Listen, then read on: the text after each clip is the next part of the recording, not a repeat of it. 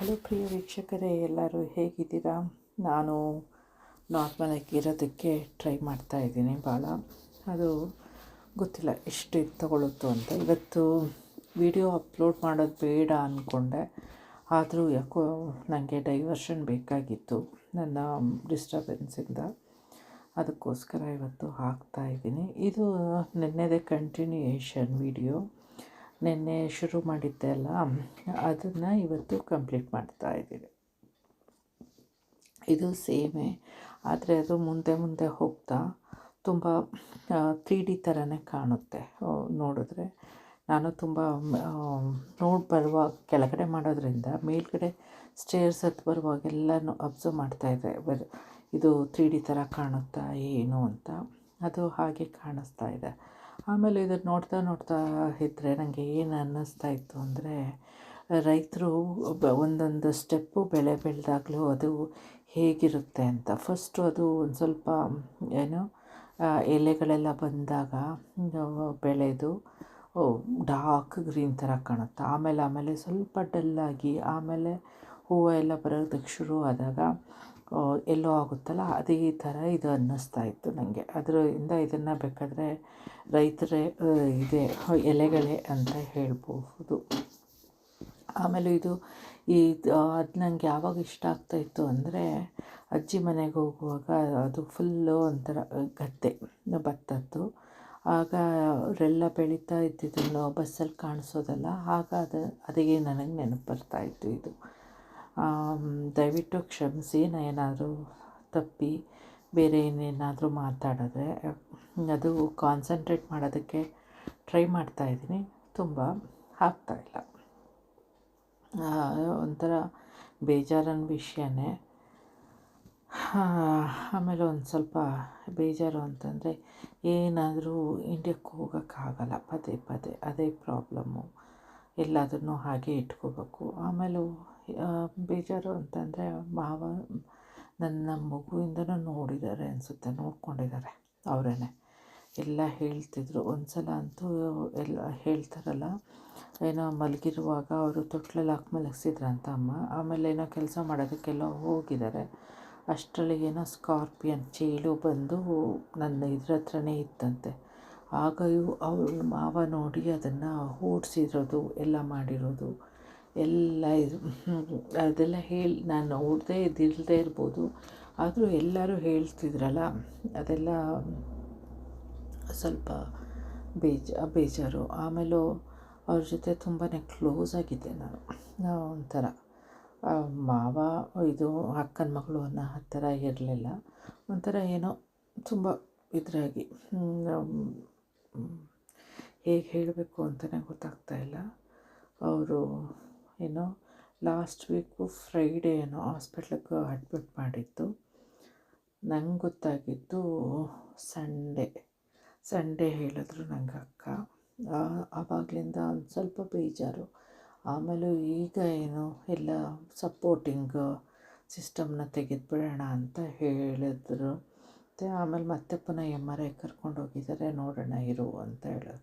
ಹಾಗಂತಂದಾಗ ಏನೋ ಒಂಥರ ಆಸೆ ಇದಾಗಿತ್ತು, ಏನೋ ಆಗಬಹುದು ಅಂತ. ಆಮೇಲೆ ಈಗ ಮತ್ತೆ ಫೋನ್ ಮಾಡಿ ಹೇಳಿದ್ರು, ಇಲ್ಲ ಇನ್ನೊಂದು 2 ಅವರ್ಸಲ್ಲೆಲ್ಲ ಪ್ರೋಸೆಸ್ ಆಗ್ತಿದೆ, ಇನ್ಶೂರೆನ್ಸ್ ಕ್ಲೇಮ್ ಮಾಡ್ತಿದ್ದಾರೆ ಅಂತಂದ. ಒಂಥರ ಸಡನ್ನಾಗಿ ಬ್ಲ್ಯಾಂಕ್ ಆದಂಗಾಯಿತು, ಹೇಗೆ ರಿಯಾಕ್ಟ್ ಮಾಡಬೇಕು ಅಂತಲೇ.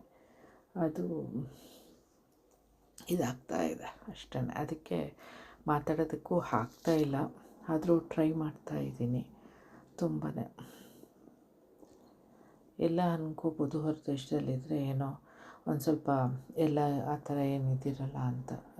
ಎಲ್ಲದನ್ನು ನಾವೇ ಇಟ್ಕೊಂಡು ನುಂಗ್ಕೊಂಡು ಅದನ್ನು ಇದು ಮಾಡೋದು ಭಾಳನೇ ಕಷ್ಟ. ಆಮೇಲೆ ಏನು ಅಂತಂದರೆ, ನನಗೆ ಪೇರೆಂಟ್ಸ್ ಆಗಲಿ ಅಕ್ಕ ಆಗಲಿ ಏನೇ ಹೇಳಬೇಕು ಅಂದರೆ ಅಕ್ಕನೇ ಹೇಳೋದು ನನಗೆ ಡೈರೆಕ್ಟ್ ಫಸ್ಟು, ಅವರೇ. ಇದುವರೆಗೂ ನಂದು 15 ಇಯರ್ಸ್ ಆಯ್ತಲ್ವಾ, ಅಲ್ಲಿ ತನಕನೂ ನನಗೆ ಯಾರೂ ಫೋನ್ ಮಾಡಿ ಹುಷಾರಿಲ್ಲ ಡ್ಯಾಡಿಗೆ ಅಥವಾ ಅಮ್ಮಂಗೆ ಅಂತ ಡೈರೆಕ್ಟಾಗಿ ಯಾವತ್ತೂ ಹೇಳಿಲ್ಲ. ಡ್ಯಾಡಿ ಆಲ್ಮೋಸ್ಟ್ ಸಾಮಾನ್ಯ ಹಾಸ್ಪಿಟ್ಲಿಗೆ ಹೋಗ್ತಿರ್ತಾರೆ, ಬರ್ತಿರ್ತಾರೆ ಅಡ್ಮಿಟಾಗಿ. ಅದನ್ನು ಯಾವಾಗಲೂ ಹೇಳಲ್ಲ ಸುಮಾರು ಸಲ. ಒಂದು ಸಲ ಅನಿಸುತ್ತೆ ಕೋವಿಡ್ ಬಿಫೋರ್ 6 ಮಂತ್ಸ್ ಬಿಫೋರಲ್ಲಿ ಆವತ್ತೇ ಫಸ್ಟ್ ಹೇಳಿದ್ದು.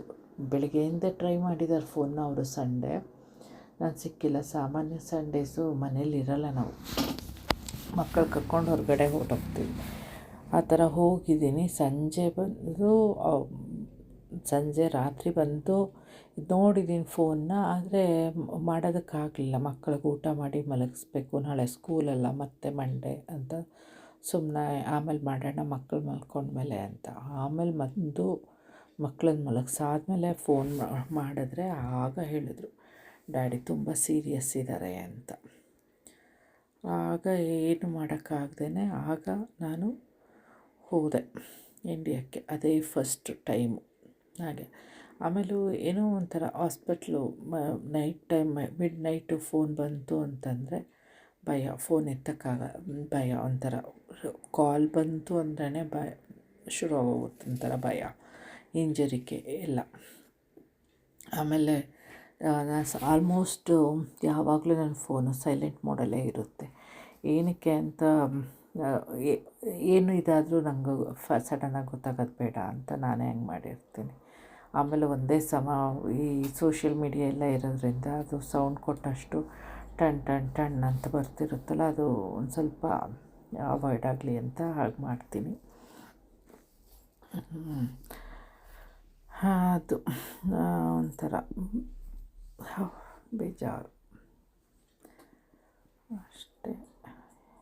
ಆದಷ್ಟು ಅವಾಯ್ಡ್ ಮಾಡೋದಕ್ಕೆ ಟ್ರೈ ಮಾಡ್ತಿದ್ದೀನಿ. ಮಕ್ಕಳಿಂದನೂ ಅದೆಲ್ಲ ಹೇಳಿ ಮಕ್ಕಳಿಗೇನು ಹೇಳಿಲ್ಲ. ದೊಡ್ಡವನಿಗೊಂದು ಸ್ವಲ್ಪ ಹೇಳಿದ್ದೀನಿ, ಅಂಕಲ್ಗೆ ಹುಷಾರಿಲ್ಲ ಹಾಗೆ ಇದು ಅಂತ. ಚಿಕ್ಕವನಿಗೆ ಏನೋ ಗೊತ್ತಿಲ್ಲ, ಅವ್ನು ಕೇಳ್ತಿದ್ದ ಏನು ಅಂತ, ಏನೂ ಹೇಳೋಕ್ಕಾಗಿಲ್ಲ. ಆಮೇಲೆ ಅವನು ಚಿಕ್ಕವನೆಲ್ಲ ಅಷ್ಟೊಂದು ಮಾಡ್ಕೊಳ್ಳಲ್ಲ, ಏನೂ ಗೊತ್ತೇ ಇಲ್ಲ ಎಲ್ಲ, ಅದರಿಂದ ಏನೂ ಹೇಳಿಲ್ಲ.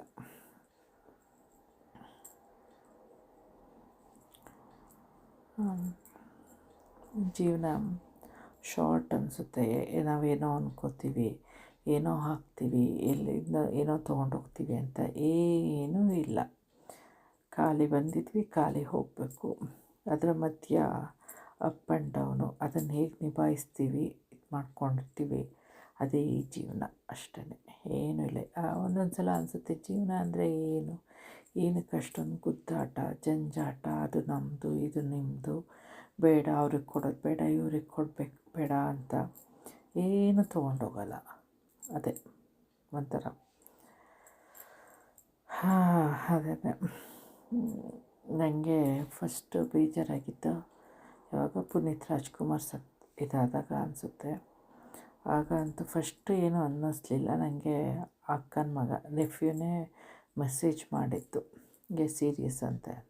ಇಲ್ಲ ಸೀರಿಯಸ್ ಏನಿಲ್ಲ, ಸುಳ್ಳು ಹೇಳ್ತಿದ್ಯಾ ನೀನು ಅಂದ್ಕೊಂಡು ನಾನು ಇದು ಮಾಡಿದೆ. ಆಮೇಲೆ ಅವನು ಮತ್ತೆ ಪುನಃ ಇಲ್ಲ ನನಗೆ ಗೊತ್ತಿದೆ, ಇದು ಏನೋ ತುಂಬ ಹತ್ರ ಸೋರ್ಸಿಂದನೇ ಗೊತ್ತು, ಇನ್ನೂ ಅನೌನ್ಸ್ ಮಾಡಿಲ್ಲ ಅಂತ ಹೇಳಿ ಹೇಳಿದ್ಮೇಲೆ ಒಂಥರ ಡೈಜೆಸ್ಟ್ ಮಾಡ್ಕೊಳ್ಳೋದಕ್ಕೆ ಕಷ್ಟ ಆಯಿತು. ಆಮೇಲೆ ಇನ್ನೂ ಒಂಥರ ರಾಜಕುಮಾರದ್ದು ಹಾಡುಗಳು ಕೇಳಿದ್ರೆ ಇನ್ನೂ ನಾನು ಸೆಂಟಿಮೆಂಟ್ ಆಗ್ತೀನಿ ತುಂಬಾ. ಹಾಡು ಕೇಳಿದ್ರಂತೂ ಒಂಥರ ಎಷ್ಟು ಬೇಜಾರಾಗುತ್ತೆ ಅಂತಂದರೆ ಏನೋ ಒಂಥರ ಹಾಡು ತುಂಬಾ ಇಷ್ಟ. ಇನ್ನು ಅಳು ಬರುತ್ತೆ ನೆನೆಸ್ಕೊಂಡ್ರೆ, ಆ ಥರ ಆಯಿತು. ಅದಾದಮೇಲೆ ಈಗ ಇದು ನಮ್ಮ ಮಾವಂದೇ ಬೇಜಾರಾಗ್ತಾ ಇರೋದು. ಎಲ್ಲರೂ ಹೋಗಬೇಕು, ಇವತ್ತು ಅವರು, ನಾಳೆ ಇನ್ಯಾರೋ, ಮುಂದೊಂದು ದಿನ ಇನ್ನೊಂದು ಸಲ ಯಾವಾಗ ನಾವು ಅಷ್ಟೆ. ಆದರೆ ಬಂಧ ಅನ್ನೋದಿರುತ್ತಲ್ಲ ಅದು ಹೋಗಲ್ಲ. ಬೇರೆಯವರು ಅಂತಂದ್ರೆ ಅದು ಕ್ಲೋಸ್ ಇಲ್ಲ ಅಂತಂದರೆ ಇದು ಮಾಡ್ಕೋಬೋದು. ಕ್ಲೋಸ್ ಇರುವಾಗ ಸ್ವಲ್ಪ ಕಷ್ಟ. ನೋಡಿ ಇದು ನಾನು ಮಾಡ್ತಾಯಿದ್ದೀನಿ, ನಾನು ನೋಡೇ ಇಲ್ಲ, ಏನೋ ಇದ್ರಲ್ಲಿ ಮಾಡ್ತಾಯಿದ್ದೆ ಅಲ್ಲ, ಫೋಕಸ್ಸು ಬೇರೆ ಕಡೆ ಮಾಡಿಬಿಟ್ಟಿದ್ದೀನಿ ವೀಡಿಯೋದ್ದು. ಆಮೇಲೆ ಇವತ್ತು ಏನೋ ಒಂಥರ ತಳಮಳ. ಆಮೇಲೆ ರಾತ್ರಿ ಅಂದ್ಕೊಂಡೆ ಇಲ್ಲ ಇವತ್ತು ಬೆಳಗ್ಗೆಯಿಂದ ನಾನು ಬೇಗ ಏಳಬೇಕು, ಬೇಗ ಏಳೋದು ರೂಢಿ ಮಾಡ್ಕೋಬೇಕು, ಚೇಂಜ್ ಆಫ್ ಡೈಲಿ ರೂಟೀನ್ ಮಾಡ್ಕೋಬೇಕು ಅಂದ್ಬಿಟ್ಟು ಇವತ್ತು ಬೇಗ ಎದ್ದೆ. ಎಲ್ಲ ಮಲಗಿದ್ರು, ಬೇಗ ಎದ್ದು ಇದನ್ನು ಮಂಡಲ ಡಾಟಿಂಗ್ದು ಆರ್ಟ್ ಮಾಡಿದೆ. ಬೇಗ ಎದ್ದು ಮುಗಿಸ್ಕೊಂಡೆ. ಅದಕ್ಕೆ ಒಂದು ಟೈಮಲ್ಲಿ ಅನ್ನಿಸ್ತಾಯಿತ್ತು, ಇದನ್ನು ನಾಳೆ ಫುಲ್ ಕಂಪ್ಲೀಟ್ ಮಾಡಿ ಹಾಕೋಕ್ಕಾಗಲ್ಲ ವೀಡಿಯೋ ಅಂತ. ಆದರೂ ಏನೋ ಬೇಗ ಎದ್ದನಲ್ಲ, ಕಂಪ್ಲೀಟ್ ಆಗೋಯಿತು. ಬೆಳಗ್ಗೆಯಿಂದನೂ ಒಂದೇ ಸಮ ಪದೇ ಪದೇ ಮಾಡಿಕೊಂಡೆ. ಆಮೇಲೆ ಒಂಥರ ಏನೋ ಇಷ್ಟ ಆಗ್ತಿತ್ತು. ಆಮೇಲೆ ನನಗೆ ಮೈಂಡ್ ಒಂದು ಸ್ವಲ್ಪ ರಿಲೀಫ್ ಆಗಬೇಕಾಗಿತ್ತಲ್ಲ ಫೋಕಸ್ಸಿಂದ, ಡಿಸ್ಟರ್ಬೆನ್ಸಿಂದ. ಇದೊಂಥರ ಮಾಡುವಾಗ ಮಾಡಿಬಿಡೋಣ, ಇನ್ನೊಂದಷ್ಟು ಮಾಡೋಣ ಅಂತ ಅಲ್ಲಿಗೂ ಕಾನ್ಸಂಟ್ರೇಟ್ ಆಗೋದ್ರಿಂದ ನನಗೆ ಒಂದು ಸ್ವಲ್ಪ ಹೆಲ್ಪ್ ಆಯಿತು ಇದು. ಆಮೇಲೆ ಈ ಕಲರ್ ಗ್ರೀನು ಮತ್ತು ಎಲ್ಲೋ ಒಂಥರ ಸೂತಿಂಗ್ ಆಗಿತ್ತಲ್ಲ, ನನಗೇನು ಇದು ಅನ್ನಿಸ್ಲಿಲ್ಲ. ಈಗ ಯಾಕೋ ತುಂಬ ಬೇಜಾರು. ಎಲ್ಲ ದಯವಿಟ್ಟು ಏನೋ ಅಂದ್ಕೋಬೇಡಿ ಇವತ್ತಿನ ವೀಡಿಯೋದು ಮತ್ತೆ ಮಾತಾಡೋದಕ್ಕೆ.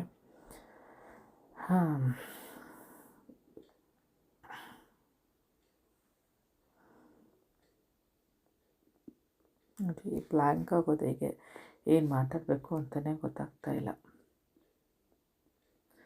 ಇದು ಮಾಡ್ತಾ ಕೊನೆಯಲ್ಲಿ ಒಂದು ಲಾಸ್ಟ್ ಸರ್ಕಲ್, ಕಾನ್ಸೆಂಟ್ರಿಕ್ ಸರ್ಕಲ್ದೇನಾಯಿತು, ಚಿಕ್ಕದು ಬಂತು. ಅದನ್ನು ಹಾಗೇ ಟೇಪರ್ ಮಾಡ್ಕೊಂಡು ಬಂದರೆ ಅದು ಪಾಪೌಟ್ ಆದಂಗೆ ಆಗುತ್ತಲ್ಲ, ಹಾಗೆ ಮಾಡೋಣ ಅಂದ್ಕೊಂಡು ಈಗ ಅದನ್ನು ಟೇಪರ್ ಮಾಡ್ಕೋತಾ ಇದ್ದೀನಿ. ಲಾಸ್ಟ್ ಟೂಲು ಇದು ಇನ್ಕ್ರೀಸಿಂಗ್ ಆರ್ಡರ್ಲಿ ಯೂಸ್ ಮಾಡಿದ್ದು ನಾನು ಗ್ರೀನ್ ಆದಮೇಲೆ ಮತ್ತೆ ಬ್ಲೂ, ವೈಟ್, ಯೆಲ್ಲೋ, ಪಿಂಕಿಗೆ ಬಂದು ಟೇಪರ್ ಮಾಡಿಕೊಂಡೆ. ಆಮೇಲೂ ತುಂಬ ಅದು ವಾಕಿಂಗ್ ಡಾಟ್ಸ್ ಆಗ್ತಿತ್ತಲ್ಲ, ಲಾಸ್ಟಿಗೆ ನಾನು ಅದನ್ನು 2 ಡಾಟ್ ಇಡೋಂಗೆ ಆಯಿತು. ಅಷ್ಟರಲ್ಲೇ ಮುಗೀತು. ಅದೊಂಥರ ಚೆನ್ನಾಗಿ ಕಾಣಿಸ್ತಾ ಇತ್ತು ಅಷ್ಟೇ. ನಿಮಗೆಲ್ಲ ಇಷ್ಟ ಆಯಿತಾ ಏನು ಅಂತ ನನಗೆ ಕಮೆಂಟ್ ಮೂಲಕ ತಿಳಿಸಿ, ಆಯಿತಾ? ಆಮೇಲೆ ಯಾರಾದರೂ ಸಬ್ಸ್ಕ್ರೈಬ್ ಆಗದೆ ನೋಡ್ತಾ ಇದ್ದರೆ ಪ್ಲೀಸ್ ನಂದು ಸಬ್ಸ್ಕ್ರೈಬ್ ಮಾಡ್ಕೊಳ್ಳಿ, ಈ ಆರ್ಟ್ ಇಷ್ಟ ಆಯಿತು ಅಂತಂದರೆ. ಆಮೇಲೆ ಒಂದು ಲೈಕು ಶೇರ್ ಕೊಡೋದನ್ನು ಮರಿಬೇಡಿ. ನಿಮ್ಮ ಪ್ರೋತ್ಸಾಹನೇ ನನ್ನನ್ನು ಇನ್ನೂ ಮಾಡಬೇಕು, ಹೆಚ್ಚಿಗೆ ಇನ್ನೂ ಬೇರೆ ಬೇರೆ ಡಿಸೈನ್ ಮಾಡಬೇಕು ಅಂತ ಉತ್ಸಾಹ ತುಂಬೋದು. ಆ ಉತ್ಸಾಹ ತುಂಬಿರೋದಕ್ಕೇ ಇವತ್ತು ಒಂಥರ ಡಿಸ್ಟರ್ಬ್ ಆಗಿದ್ರು ಮಾಡಬೇಕು ಅಂತ ಮಾಡ್ತಾಯಿದ್ದೀನಿ. ಮಕ್ಕಳಿಗೆ ಊಟ ಕೊಟ್ಟು ಬಂದಿದ್ದೀನಿ, ಅವರು ಊಟ ಮಾಡ್ತಿದ್ದಾರೆ. ಅದರಲ್ಲಿ ಮುಗಿಸ್ಕೊಬಿಡೋಣ, ಇದನ್ನು ವಾಯ್ಸ್ ಓವರ್ ಕೊಟ್ಟರೆ ನಾ ಆಮೇಲೆ ಅಪ್ಲೋಡ್ ಮಾಡ್ಕೋಬೋದಲ್ಲ ಅಂತ ಬಂದು ಈಗ ವಾಯ್ಸ್ ಓವರ್ ಕೊಟ್ಟು ಅಪ್ಲೋಡ್ ಮಾಡೋದಕ್ಕೆ ರೆಡಿ ಮಾಡ್ಕೋಬೇಕು. ಎಲ್ಲ ಆಲ್ಮೋಸ್ಟ್ ರೆಡಿ ಇದೆ ಅಪ್ಲೋಡೋದಕ್ಕೆ, ಏನು ಪ್ರಾಬ್ಲಮ್ ಇಲ್ಲ, ಜಾಸ್ತಿ ಟೈಮ್ ತೊಗೊಳ್ಳಲ್ಲ. ಇದು ವಾಯ್ಸ್ ಓವರ್ ಕೊಡೋದೇನೆ ಇದಾಗೋದು. ಆಮೇಲೆ ನಿಮಗೇನಾದರೂ ಡೌಟ್ ಇತ್ತು ಅಂದರೆ ಹೇಗೆ ಏನು ಈ ಡಿಸೈನು ಅಂತ ಅಂದರೆ ಅದನ್ನು ಕಮೆಂಟ್ ಮಾಡಿ, ನಾನು ಅಲ್ಲೇ ನಿಮಗೆ ಹೇಳ್ಕೊಡ್ತೀನಿ ಹೇಗೆ ಏನು ಅಂತ.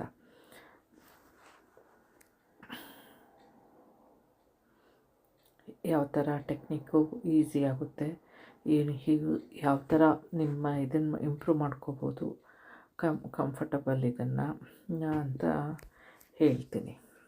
ನಿಮಗೇನಾದರೂ ಡೌಟ್ ಇತ್ತು ಅಂತಂದರೆ ಇದು ಆಲ್ಮೋಸ್ಟ್ ಫಿನಿಷಿಂಗಿಗೆ ಬಂದಿದೆ ನೋಡಿ. ಈಗ ಏನೋ ಪಿಂಕ್ದು ಟೂಲು ದಪ್ಪ ಎಂಡು ಸೆಕೆಂಡ್ ಇದನ್ನು ಯೂಸ್ ಮಾಡ್ತಾಯಿದ್ದೀನಿ. ಅದು 2 ಇಲ್ವಲ್ಲ, 2 ಪಿಂಕ್ ಟೂಲ್ ಇದ್ರೂ ಅದು ಎಂಡ್ಗಳು ಒಂದೇ ಸೈಜ್ ಇಲ್ಲ ದಪ್ಪದ್ದು, ಅದಕ್ಕೆ. ಆಮೇಲೆ ಏನಾಯಿತು, ಸ್ಮಡ್ಜ್ ಆಗೋಯ್ತು ನನಗೆ ಪೇಂಟಲ್ಲಿ, ಏನೋ ಒಂಥರ ಫೋಕಸ್ ಹೋಯಿತು ಡಿಸ್ಟರ್ಬ್ ಆಗಿ. ಆಗ ಅದನ್ನು ಪೇಂಟನ್ನು ತೆಗೆದೆ. ಅದು ಯಾವುದು ತೆಗೆದೆ ಅಂದರೆ ಒಂದು ಸಿಲಿಕಾನ್ ಎಂಡಿರೋ ಟೂಲ್ಸ್ಗಳಿದೆಯಲ್ಲ ಅದರಲ್ಲಿ ತೆಗೆದೆ. ಅದು ನೀಟಾಗಿ ಹೋಯಿತು ಆ ಟೂಲ್ಸಲ್ಲಿ. ಇದು ಯಾವುದು, ನಾನು ಕಾಟನ್ ಬಡ್ ತೊಗೋಬೇಕು ಅದನ್ನು ತೆಗಿಯೋದಕ್ಕೇ ಅನ್ಕೋತಿದ್ದೆ. ಆಮೇಲೆ ಇವತ್ತು ಅದು ಇರಲಿಲ್ವಲ್ಲ, ಮತ್ತೆ ಮೇಲೆ ಬಂದು ತೊಗೊಂಡು ಬರೋ ಅಷ್ಟರಲ್ಲಿ ಡ್ರೈ ಆಗೋಗುತ್ತೆ ಅಂದ್ಬಿಟ್ಟು ನೋಡೋಣ ಇದರಲ್ಲಿ ಅಂತ ಸಿಲಿಕಾನ್ ಎಂಡಲ್ಲಿ ತೆಗಿಯೋಕ್ಕೆ ಟ್ರೈ ಮಾಡಿದೆ. ಅದು ನೀಟಾಗೇ ಹೋಯಿತು. ಆಮೇಲೆ ಅನ್ನಿಸ್ತು, ಇದನ್ನು ಇದಕ್ಕೆ ಪೇಂಟ್ ಮಾಡುವಾಗ ಸ್ಮಡ್ಜ್ ಆಗೋದ್ರೆ, ಏನಾದರೂ ಪೇಂಟ್ ಆ ಕಡೆ ಈ ಕಡೆ ಹೋಯಿತು ಅಂದರೆ ಇದು ತೆಗಿಯೋದಕ್ಕೆ ಚೆನ್ನಾಗಿದೆ ಅನ್ನಿಸ್ತು. ಆಮೇಲೆ ಏನಾದರೂ ಇದು ವೈಪ್ಸ್ ಯೂಸ್ ಮಾಡಿದ್ರೆ ಅದು ತುಂಬ ವಾಟ್ರಿ ಆಗೋಗುತ್ತೆ ಒಂದೊಂದು ಸಲ ಪೇಂಟ್ದು ಇದು ಇನ್ನೂ ಜಾಸ್ತಿನೇ ಸ್ಪ್ರೆಡ್ ಆಗೋಗುತ್ತೆ ಕೇರ್ಫುಲ್ ಇಲ್ಲ ಅಂದರೆ. ಆಮೇಲೂ ಜಾಸ್ತಿ ಇದು ಏರಿಯಾ ತೆಗಿಬೇಕಾಗುತ್ತೆ. ಇದರಲ್ಲಿ ಆ ಥರ ಆಗಲಿಲ್ಲ, ನೀಟಾಗಿ ಹೋಯಿತು. ಓಹ್ ನೋಡಿ, ನನ್ನ ಫೋಕಸ್ಸು ಎಲ್ಲೋ ಹೋಗೋದಕ್ಕೆ ಏನು ಮಾಡಿದೆ, ನನ್ನ ಗೆಜ್ಜೆಲಿ ಆಟ ಆಡೋದು ಕೂತ್ಕೊಂಡೆ. ಈಗ ಅದನ್ನು ಟೇಪ್ ಮಾಡಿಕೊಂಡು ಸ್ಮಾಲ್ ಎಂಡಿಗೆ ಬಂದಿದ್ದೀನಿ ನೋಡಿ. ಕಾಣಿಸ್ತಾ ಇಲ್ಲ ಅನಿಸುತ್ತೆ ನಿಮಗೆ. ಅದು ಸ್ಮಾಲ್ ಎಂಡು ಈಗ ಫುಲ್ ಆಲ್ಮೋಸ್ಟ್ ಮುಗೀತು. ಇನ್ನೇನು ನಿಮಗೆ ಈಗ ಗೊತ್ತಾಗಲ್ಲ, ನೆಕ್ಸ್ಟು ಫೋಟೋ ಇದು ಮಾಡುವಾಗ ನೀಟಾಗಿ ಗೊತ್ತಾಗುತ್ತೆ ಅದು ಹೇಗಿದೆ ಅಂತ. ಅದು ಕರೆಕ್ಟಾಗಿ ಹೇಳಿ. ಈಗ ನೋಡಿ, ಇಲ್ಲಿ ಕೆಳಗಡೆ ಲಾಸ್ಟ್ ರೌಂಡು ಟೇಪರ್ ಆಗಿ ಬಂದಿದೆ. ಅದೇ ಕೆಳಗಡೆ ತನಕ ಹಾಗೆ ಮಾಡಿಕೊಂಡೆ. ಈ ಐಡಿಯಾನ ಕೊಟ್ಟಿದ್ದು ನನ್ನ ಮಕ್ಕಳೇ, ಅವರೇ ಜಾಸ್ತಿ ಇದು ಮಾಡೋದು. ಇಲ್ಲಿಗೆ ಇವತ್ತಿನ ವೀಡಿಯೋ ಮುಗಿಸೋಣ. ಬಾಯ್, ಟೇಕ್ ಕೇರ್, ಸಿ ಯು.